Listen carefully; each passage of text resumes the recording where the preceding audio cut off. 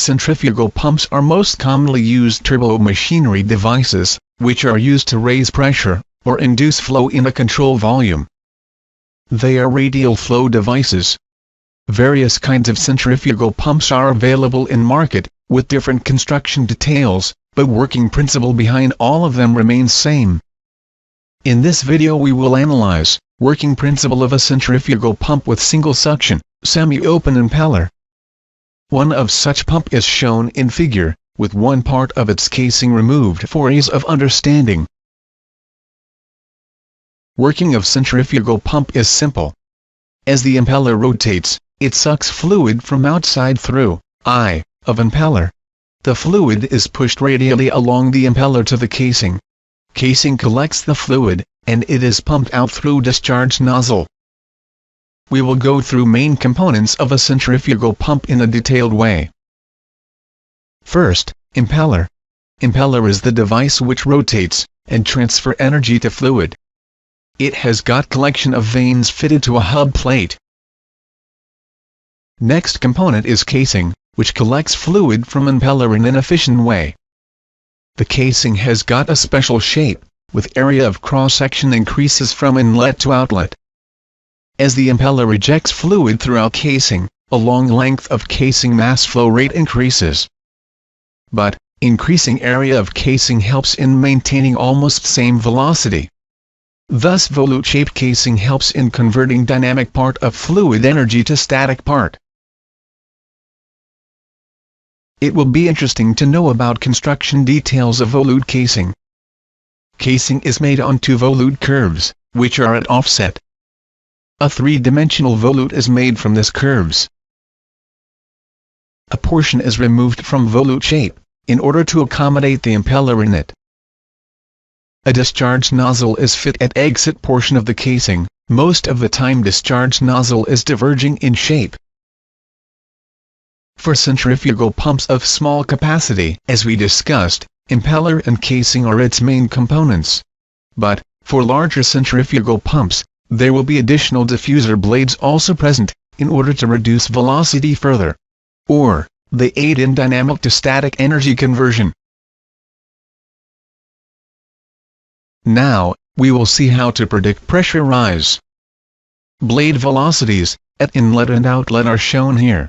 Fluid velocities at inlet and outlet are also marked.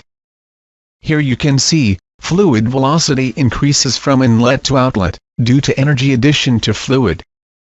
The work required for changing inlet velocity condition to outlet, is given by this equation. We will go through such turbo machinery analysis in a separate video.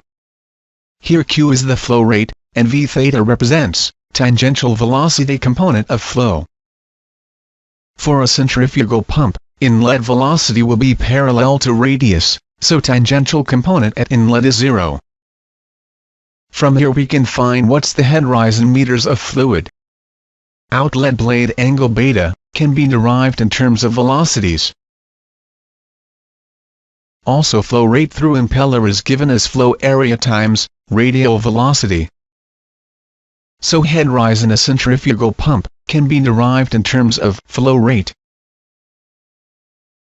Using this we can predict what's the head rise, as we change the flow rate, for a particular pump geometry, and a particular impeller angular velocity. Most important parameter in this equation is blade outlet angle, beta. There can be three different pump characteristics depending upon value of this angle.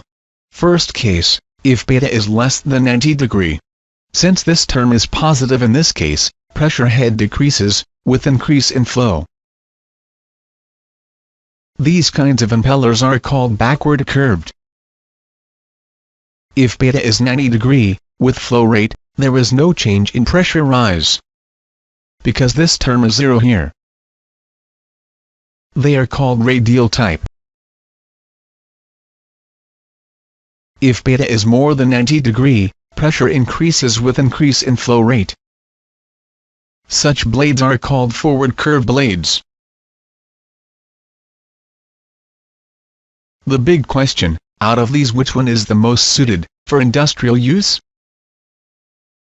To get answer for this question, Let's see how power consumption varies with discharge, for each of these cases.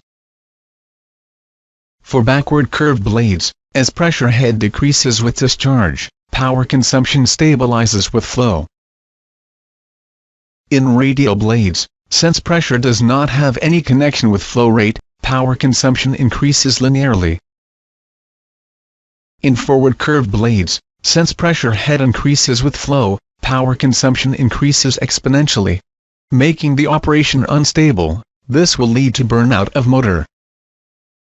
So backward curved blades, which has got self-stabilizing characteristics, in power consumption is the most preferred one in industry.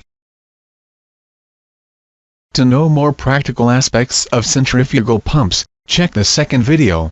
Thank you.